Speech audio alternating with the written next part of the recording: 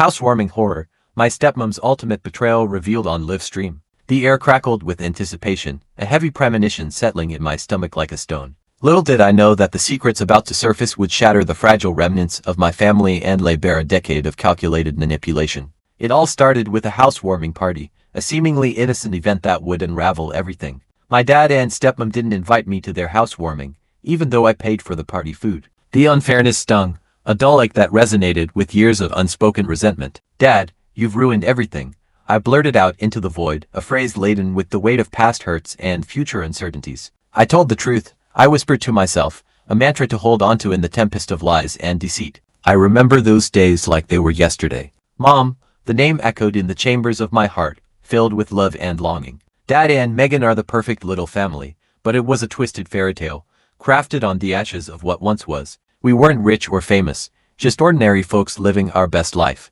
How I yearned for the simplicity, the normalcy that had been snatched away so cruelly. We spent weekends exploring the country, piling into our beat-up station wagon and hitting the road. These road trips were etched in my memory, a testament to a bond that felt unbreakable then. I'd sit in the back. Those road trips were the best. We'd stop at dingy diners, ordering greasy burgers and sharing a giant milkshake. When we weren't traveling, we hit up the local mall. I dragged them from store to store. Mom was the voice of reason, whispering our little secret, Maggie. That name held the weight of our shared laughter, a private language spoken only between us. Friday nights were pizza nights, pepperoni, with no room for anything but the moment. I was 11 when Mom started feeling tired all the time. Innocence began to fade as the shadows lengthened. At first, we didn't think much of it. Teaching is exhausting after all, but then came the doctor visits, the whispered words. I didn't understand what was happening. Nobody told me anything. I was left to drift, lost in the storm brewing on the horizon. One night I overheard Dad on the phone.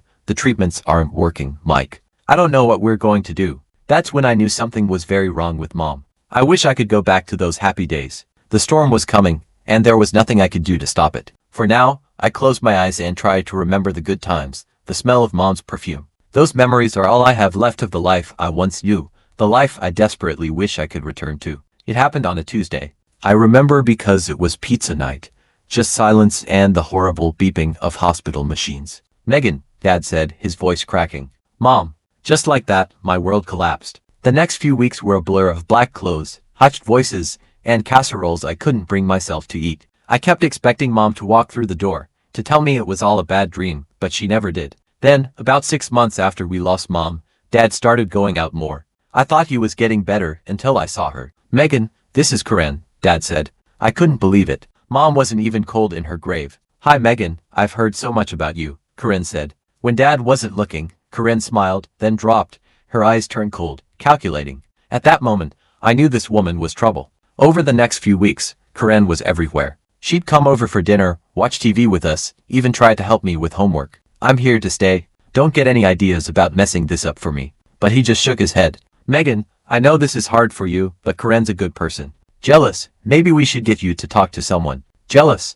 I couldn't believe it. My own father thought I was making this up. Karen had somehow convinced everyone, Dad, all relatives. "Call Megan," I overheard her saying on the phone. "She's having such a hard time. There are mental problems." Then came the bombshell. A year and a half after Mom died, Megan, Karen and I were getting married. We thought it would be best if you spent the summer at camp, give you some time to adjust. But I knew the truth. I left for camp with a heavy heart. Everything would be different. My home wouldn't be mine anymore. My family was changing, and there was nothing I could do about it. I returned from camp with a knot in my stomach. The house looked the same from the outside. Her smile was not reaching her eyes. "With a baby coming." "Baby?" I gasped. "What baby?" Dad's face lit up. "That's right, you don't know." "Karen, let me upstairs," she said, chattering about nursery colors and baby names. We stopped at my room, or what used to be my room, and pushing open the door, my heart sank. My posters were gone, replaced by pastel wallpaper. "Where's my stuff?" I managed to choke out. Karen waved dismissively. "Oh, we moved you to the guest room."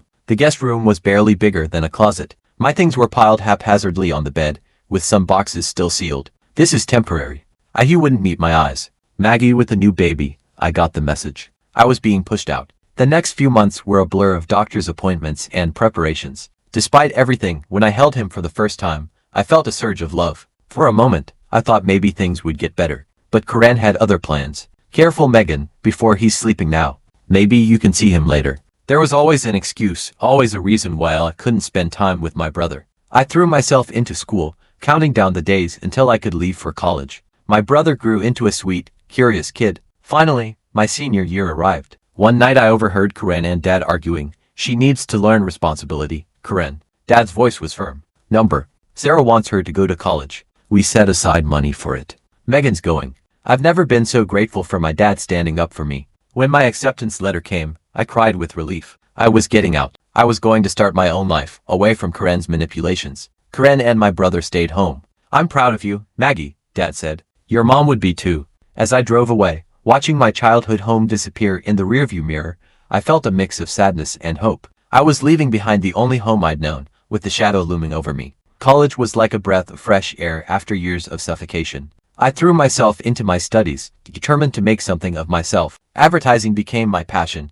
a world where creativity met strategy. But even as I reveled in my newfound independence, there was always a nagging ache in my heart. During rare visits home, Dad catch glimpses of the amazing kid he was becoming. Megan, look what I drew, he would say, cherishing these brief moments. Karen would inevitably interrupt. The distance between us grew with each passing year. Graduation day arrived, bittersweet. As I stood in my cap and gown, scanning the crowd, I realized Dad and Karen weren't there. Later, Dad phoned congratulating me on graduating. Dad, Karen. But I refused to let it dampen my spirits. I had a future to build. Thanks to my internships in portfolio, I landed a job at a hip advertising agency in the city. Your mother would be so proud, she said. This is for rent. For 3 years, I lived in relative peace. Then out of the blue, my phone, Dad's name flashed on the screen. I have some news. I was hoping, would you help us move? It might be a good chance for us to reconnect. I was speechless. After years of distance, Karen would be happy to see you too, he added, and your brother. Megan, he's 12 now.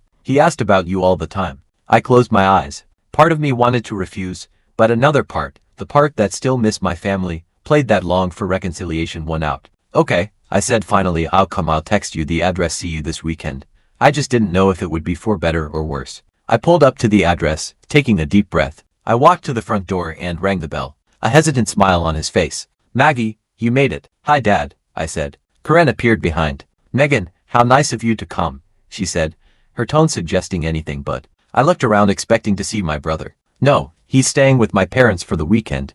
Karen cut in smoothly. We thought it would be easier to move without him underfoot. The look in her eyes told me everything. This was deliberate. She'd make sure my brother wouldn't be here, denying me even this small chance to reconnect with him. Swallowing my disappointment in anger, I forced a smile. So where do you want me to start? For the next few hours, I threw myself into the work. I scrubbed floors. It was easier than trying to make conversation with Dad or enduring Karen's false pleasant. As I was sorting through some boxes in what would be the study, my heart stopped as I recognized one particular frame. It was a portrait of Mom, the one that used to hang in my childhood bedroom. Her smile beamed at me from beneath a layer of dust. Clutching the photo, I walked into the living room where Dad and Karen were discussing paint colors. I said, my voice shaking slightly. Dad's face. He opened his mouth to speak. Oh, that old thing, she said dismissively. Superfluous. Don't you think? Superfluous. The word hit me like a slap. My mother's memory, reduced to an outdated decoration. Superfluous, my voice dangerously low. This is my mother, your wife.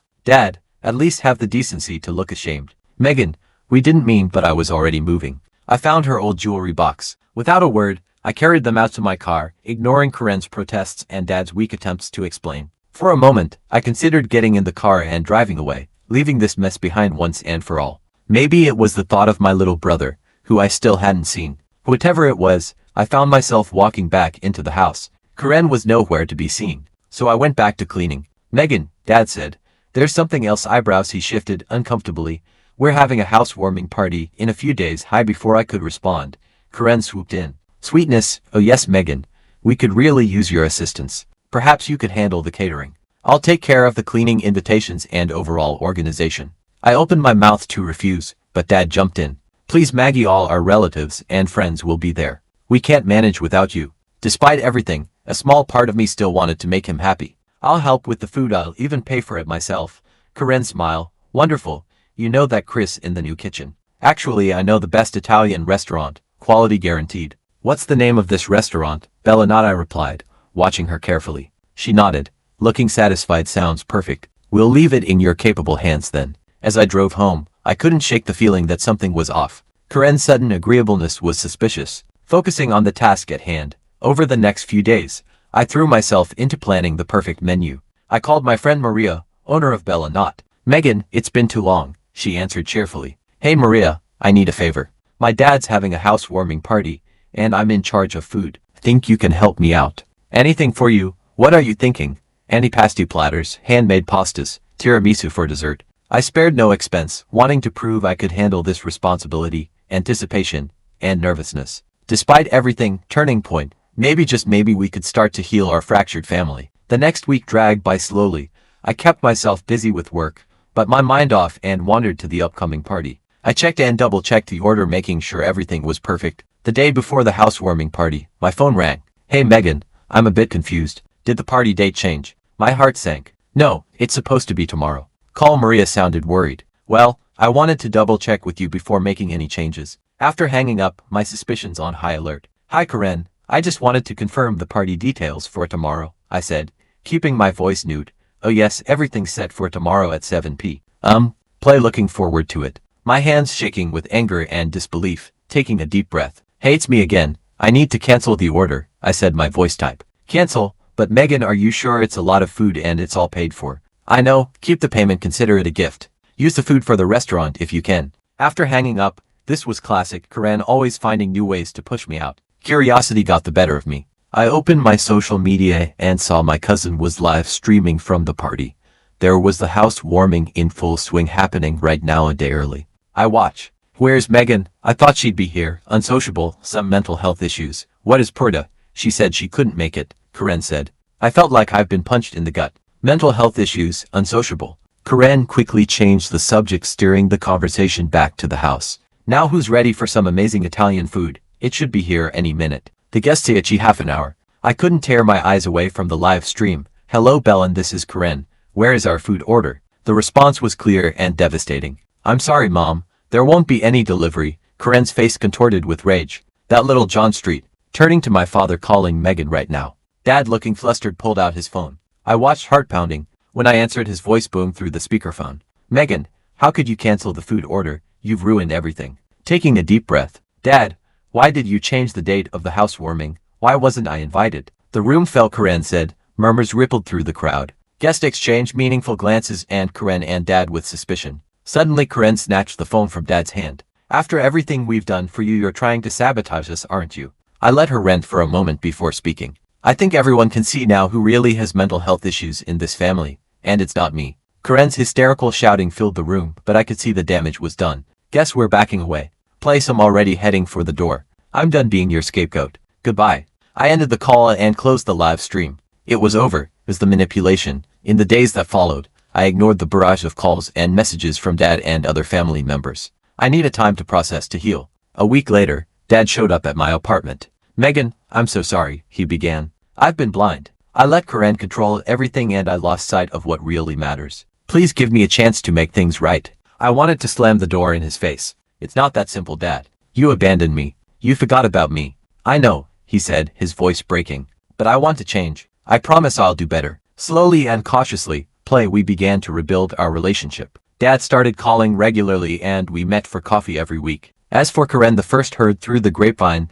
that she'd become something of a pariah among the family. I threw myself into my career, climbing the ranks of the advertising agency, my creativity flower, fueled by the emotional turmoil at Endure. I don't know what the future holds for my family. The wounds are deep, and healing takes time. But for the first time in years, I feel hopeful. I'm living life on my terms, pursuing my passions and slowly, carefully, allowing love back into my heart. You're stronger than you know, and you know what she was right. So, after hearing everything, do you think I handled this situation the right way? Was exposing Karen on live stream the correct course of action, or should I have taken a different approach? I'm genuinely interested in hearing your perspectives on how I navigated this complicated family drama and if there were any other choices I could have made. I welcome any feedback or insights you might have, as I'm still trying to process the events and learn from the experience.